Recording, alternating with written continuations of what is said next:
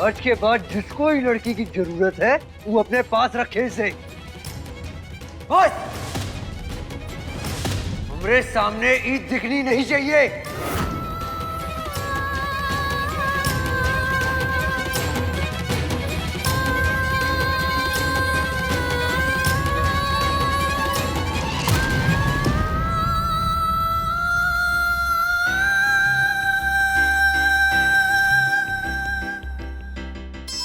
अगर हमें पता होता कि सोम के घर में महाभोज आज है तो हम अपना बर्थडे कल मनाते। अब तो सोम फोन भी नहीं उठा रहा, कहीं हमारा इतना सजना सवरना वेस्ट ना हो जाए। अरे वो चंचल, हाँ? ये झुक के क्या कर रही हो? पलंग की पूजा कर रही हो का? अरे ये गौरा बैठी है नीचे, इधर आओ। नीचे कहाँ? गौरा, बड़ी मालकिन तुम्हें रसोई घर में बुला रही है। दादी कह रही थी, नहीं चिल्ला रही थी, गौरा को बोलो रसोई की साफ सफाई कर दे, रसोई अपवित्र हो गया है। क्या प्रॉब्लम है तुम दोनों का? हम तुम्हें गौरा को बुलाने के लिए भेजे और तुम यहाँ बैठ के गप्पे हाँक रहे हो। नहीं बड़ी मालकिन, वो गौरा मालकिन पलंग के नीचे है।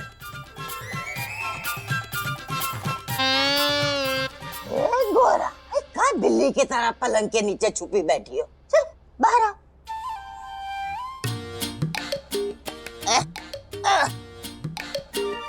साड़ी पे देखो कितना धूल लग गया।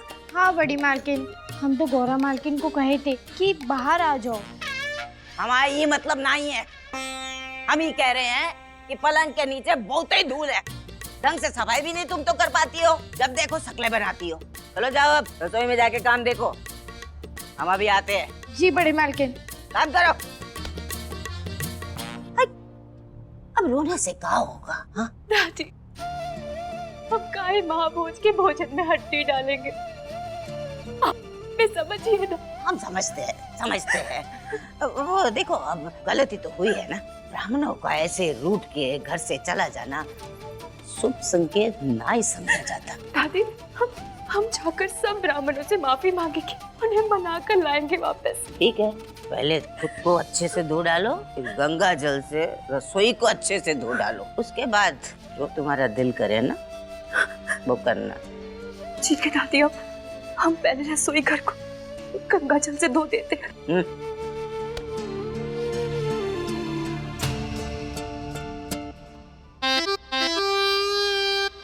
सोम भैया। बोलो राहुल। वैसे तो हम आपसे छोटे हैं भैया, लेकिन एक बात कहने से अपने आप को रोक नहीं पा रहे। बोलो। भैया, गौरा भाभी की जो गलतियां हैं वो कभी कभी सही भी होती हैं। हमारा मतलब है हमको गलतियां लगती हैं लेकिन शायद सही होती हैं। सोम भैया, गौरा भाभी दिल की बुरी नहीं है, बस जरूरत से ज्यादा ही सीधी हैं। ना छल है ना कपट है, ऐसे घबराई हुई रहती हैं आपसे। एक बार आप उनसे प्यार से बात कर लेंगे ना भैया तो सारा मामला सुलझ जाएगा। चूल्हा चौका के अलावा उनको और कुछ नहीं चाहिए।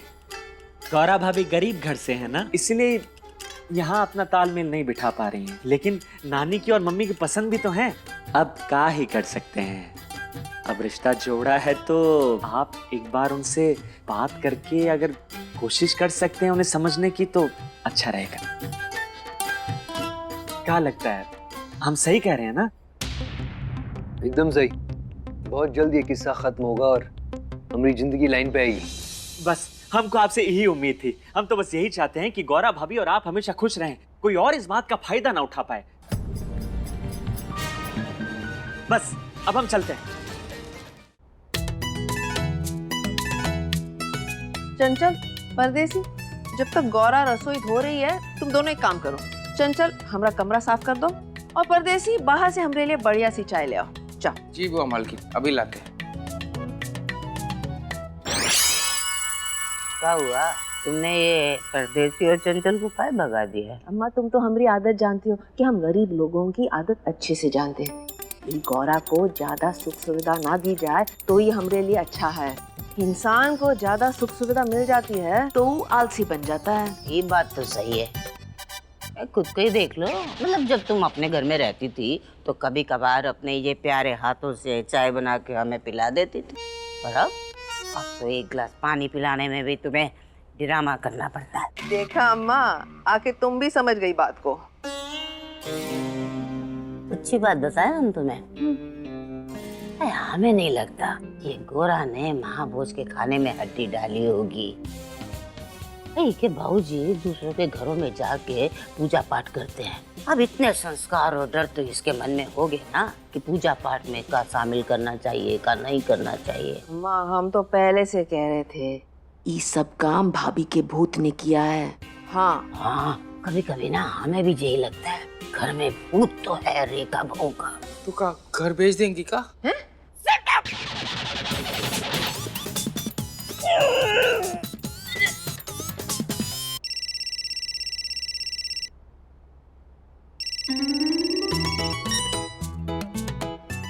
सोम जी बिजी हैं क्या आप? नहीं, हम भला आपका जन्मदिन कैसे भूल सकते हैं। हाँ ना, हमने भी यही याद दिलाने के लिए फोन किया था कि शाम को मिल रहे हैं ना हम लोग। नहीं। क्या? अरे हमारा मतलब है कि हम बहुत जल्द आपसे मिलने आ रहे हैं। अभी महाभोज जल्दी खत्म हो गया क्या? सब कुछ अच्छे से हो गया ना? जब तक हमारी जिंदगी में वो है तब तक कुछ ठीक कहाँ हो सकता है। You mean Gaura? अब क्या किया उसने? हम मिलके बताते हैं ना आपको। आप हमें शिव मंदिर के पास मिली। ठीक है।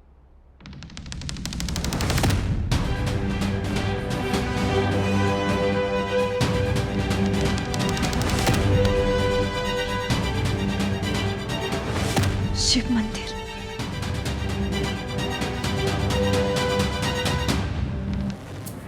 जाने से पहले एक चाय तो बनती है। सोम जी हम जानते हैं कि आप हमसे बहुत गुस्सा हैं। आप हमारी एक भी बात सुनने को तैयार नहीं है, लेकिन हम जानते हैं इंसान का गुस्सा जो होता है बटुए में रखे पैसों के जैसे होता है, कभी भी खत्म हो जाता है। वैसे आपका गुस्सा हमारे प्रति हमेशा ना ही बना रहेगा। आज नहीं तो कल आप हमारी बात को समझोगे सोम जी। दादी हमको गौरा के बारे में कोई बात नहीं करनी। हम बस आपसे माफी मांगने आए हैं कि आपसे ऊंची आवाज में बात की हम। हाँ बिट्टू, हम जानते हैं तुम अपनी दादी से कभी गुस्सा नहीं हो सकते, और कभी हो भी गए तो हम ना ही बुरा मानेंगे। काहे बिटुआ, तुम हमारे हो। लेकिन वो गोरा है ना, गोरा अरे वो दूसरे घर से आई है। अरे उनको तो अभी समझ ही नहीं आ रहा कि कहाँ चल रहा है घर में कहाँ नहीं। तो मतलब समझते हो ना हमारी बात को।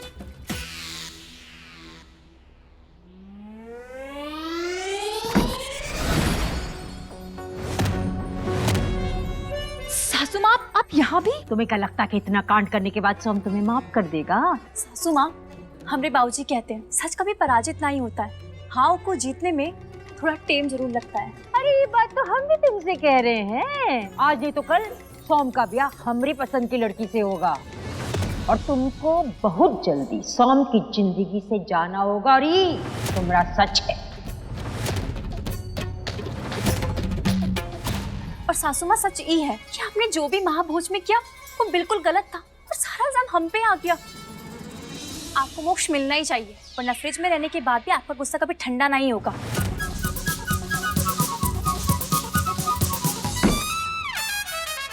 अब बेटा माफ कर दो गौरा को। कितनी बार माफ करें हम बुआ? पहले दिन से आज तक बस मम्मी की बेइज्जती करती आई है वो। और आप हमसे रिश्ता निभाने को कहती हैं, मगर हमको लगता है गौरा हमारे साथ रिश्ता निभाना ही नहीं चाहती। वरना कब का हमारी मम्मी की इज्जत करना सीख नहीं लेती। हम तो अपनी आखिरी सांस तक आपसे रिश्ता निभाना चाहते हैं सोम जी। हमारी मम्मी से नफरत करके? हम काहे उनसे नफरत करेंगे सोम जी? अगर ऐसा होता तो हम की बात ही काहे मानते? अगर हम सासू माँ से नफरत करते तो वो हमें दिखाए काहे देती सोम जी?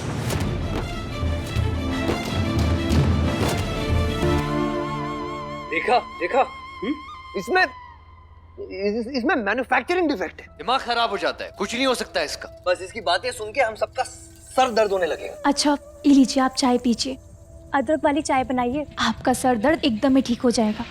और हम तो फेरे आपके साथ आपका ख्याल रखने के लिए लिए हैं सोम जी। मैं जाना है जरूरी। अरे बेटा गुस्सा थूक दो बेटा, चाय पी लो। अरे बेटा चाय छोड़ के मत जाओ प्लीज। और वैसे भी बेटा गौरा कौन सा अपने घर से लाई है, पी लो चाय।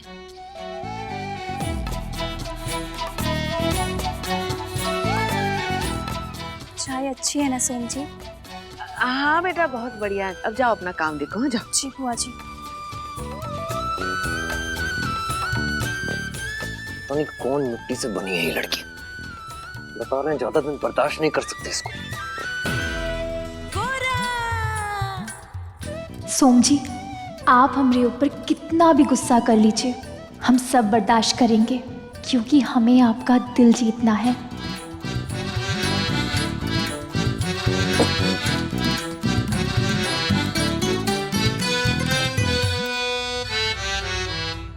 ये गुस्सा।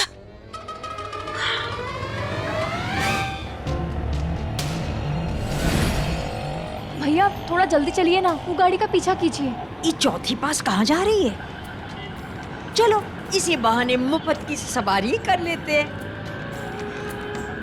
दिल है छोटा सा, छोटी सी आशा। भैया भैया बस बस बस, ये लीजिए।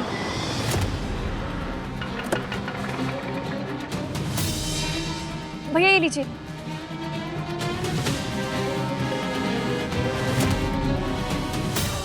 ये सोम जी कहाँ गए? हे भोलेनाथ, हमें शक्ति देना। आज हम सोम जी को अपने मन की बात कह देंगे। आज हम उन्हें सब कुछ सच सच बता देंगे। अब तक जो भी हुआ है हम सब बोल देंगे उनको। बस कैसे भी सोम जी ठंडे दिमाग से हमारी बात सुन ले, ताकि हमरे और सोम जी के बीच में कड़वाहट दूर हो जाए। महाभोज महाभोज, भूखा मार दिया इस महाभोज ने। अम्मा अच्छे से मिलाओ ना फटाफट। मिला तो रही हूँ, और कैसे मिलाऊं? मेहनत करें हम, भूख मिटाओ तुम। कैसी बातें कर रही हो अम्मा? माँ जो होती है सबसे पहले बच्चों का पेट भरती है, उसके बाद अगर कुछ बच जाए तो खुद खाती है। सोचा था महाभोज में 56 पकवान खाने को मिलेंगे, और ना वो गोरा की गलती की वजह से 56 पकवान तो दूर 56 बातें जरूर सुननी पड़ गई पंडित जी की। माँ समझ में नहीं आ रहा क्या हो रहा है इस घर में। हाँ, भोज तो हम अच्छे के लिए करवाए थे, पता नहीं कोई ना कोई हमारे अच्छे को बुरा बना ही देता है। अरे तो तुम बुरा करके देख लो, क्या पता कछु अच्छा हो जाए। अम्मा तुम तो हमारी आदत जानती हो, हम सिर्फ खाना बुरा बनाते हैं, कभी बुरा सोच नहीं सकते। ठूसने से पहले ये सोचो कि रेखा की आत्मा को कैसे शांत किया जाए। हमको तो बस इतना पता है कि आत्मा हो या पत्नी, जब तक उसके दिल की ना हो जाए वो तुम्हारा पीछा नहीं छोड़ती। मतलब रेखा की अधूरी इच्छाएं हमें पूरी करनी होंगी। सही समझी हो। अब भैया एक माता का श्रृंगार और 2 फूल माला। जी। और हाँ, साथ में माता रानी की चुनरी भी दीजिएगा। जी।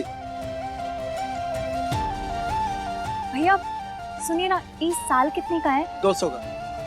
बहुत सुंदर है। अब भैया इसे भी दे दीजिए। जी। नवरात्र चल रहे हैं, हमें पूरा विश्वास है हम और सोम जी मिलकर साथ में माता रानी की पूजा करेंगे तो हमें उसका फल अवश्य मिलेगा। अब कितना हुआ? 300। ये लीजिए। शुक्रिया। है मगर रेखा की तो कई अधूरी इच्छाएं थी। जैसे जैसे वो चाहती थी कि तुम ही निभट जाओ। अम्मा भाभी तो तुम्हारे लिए भी यही चाहती थी, कहो तो कहीं से 1 बोतल विष का प्रबंध कर ले। हाँ? कर दो भाभी की इच्छा पूरी। हम आपस में काहे भिड़ रहे हैं? हाँ, अब ये सोचो कि बहू की आत्मा को कैसे शांत किया जाए। अम्मा हमें लगता है भाभी की सबसे बड़ी इच्छा थी कि ट्विंकल ई घर की बहू बन के आए। इसी के लिए तो बेचारी आखिरी सांस तक लड़ते लड़ते वीर गति को प्राप्त हो गई। मतलब तुम ये कह रही हो कि हम हमारे सोम का दूसरा ब्याह वो टिंकलिया से कर दे और खुद जेल चले जाए। बुद्धि, अरे कानून की कछु जानकारी हमारे जमाई बाबू से भी ले लिया करो। हाँ अम्मा, अम्मा तुम तो हमारी आदत जानती हो, ना तो हम कुछ गैर कानूनी सोच सकते हैं, ना ही कुछ गैर कानूनी काम कर सकते हैं। अम्मा हम तो ये कह रहे हैं कि ट्विंकल को इस घर की बहू बनाकर लाए तो मतलब राहुल का ब्याह ट्विंकल से करा दे तो। वैसे भी राहुल ट्विंकल को पसंद करता है, ऐसे में भाभी की भी इच्छा पूरी हो जाएगी और राहुल का भी मन रह जाएगा। हाँ, बहुत ही अच्छी बात करती है ना? अरे उसे ट्विंकल या तुम्हारे घर की बहू बनेगी, हमारे घर की नहीं। अरे कैसी बातें करती हो अम्मा? राहुल तुम्हारे घर का भी तो बेटा है ना। हाँ कर दो नानी। ए, तू कहाँ से आ गया? अपने मतलब की बात हम माँ बेटे कहीं से भी सुन के आ जाते हैं। कहाँ करे? वो सब छोड़ो अम्मा, तुमको तो पता है ट्विंकल वैसे भी राहुल की आधी पत्नी बन ही चुकी है। बस फेरे लेने बाकी हैं और कुछ नहीं। और आपके आशीर्वाद से वो भी हो जाएंगे। बात तो तुम लोग ठीक कह रहे हो, लेकिन ये बात से कहीं रेखा की आत्मा और ना भड़क जाए ना। अच्छा तो भाभी से पूछ लेते हैं। ये भाभी, माना कि तुम्हारे जिंदा रहते हुए तुमसे कोई भी काम पूछ के नहीं किया, लेकिन कहा है ना कि इंसान के मरने के बाद ही उसकी कीमत समझ में आती है। ट्विंकल और राहुल के ब्याह की रजामंदी का हमको कोई इशारा दे दो। क्या बात कर रही हो कंचन? आत्मा कैसे इशारा दे सकती है? अरे देंगी भाभी, जरूर देंगी। भाभी कोई ऐसा इशारा देंगी जिसको देखते ही हम समझ जाएंगे।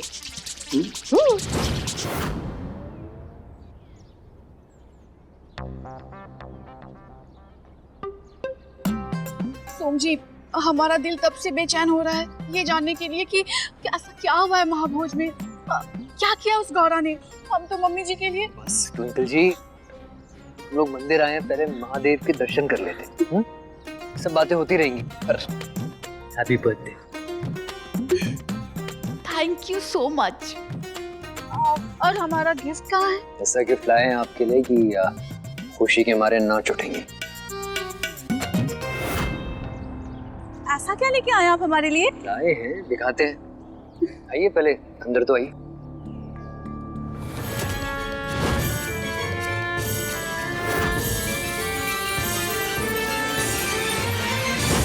मम्मी, ट्विंकल की मम्मी से तो बात कर ली होती, उसके बाद मामी से कोई इशारा लेती।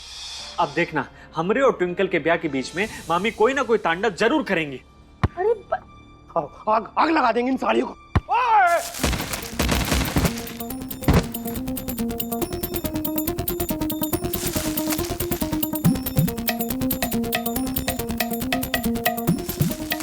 भाभी की साड़ी, भाभी की साड़ी, भाभी की साड़ी। भाभी ने हाँ कर दी, दे दिया इशारा भाभी ने। हाय, ये साड़ी ये कहाँ से आई? हम बबुआ, पर इतनी साड़ी लेके कहाँ जा रहे थे? ये रेखा का साड़ी, एक से कीमती साड़ी रखा हुआ है, बड़े बड़े बेकार हो जाएगा। हमने सोचा कि किसी गरीब औरत को या किसी भिखारी औरत को दे देंगे तो पहन लेगी। भैया, भिखारन इतनी महंगी साड़ी पहन के भीख कैसे मांगेगी? और मांगेगी भी तो उसको भीख देगा कौन? पता नहीं सोम जी कहाँ चले गए। बाहर किसी दुकान पर भी नहीं दिखाई दे रहे। लगता है मंदिर के अंदर चले गए होंगे। सासू माँ भी कहीं नहीं दिखाई दे रही है। कहीं बटुए के अंदर तो नहीं? सासू माँ,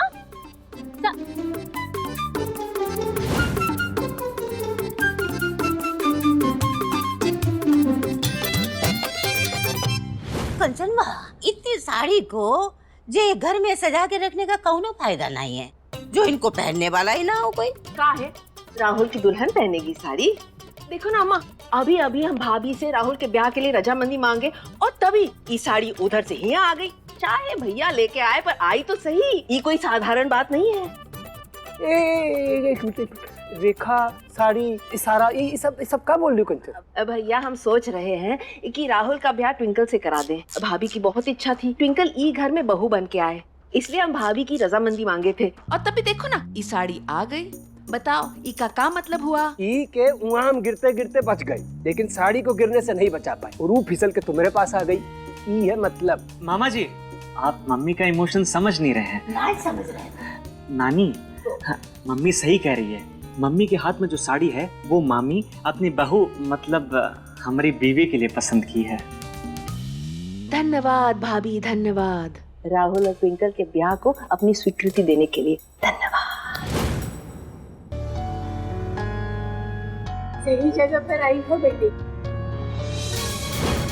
तेरा सुहाग गौरा मैया ही सौंपेंगी तुझे।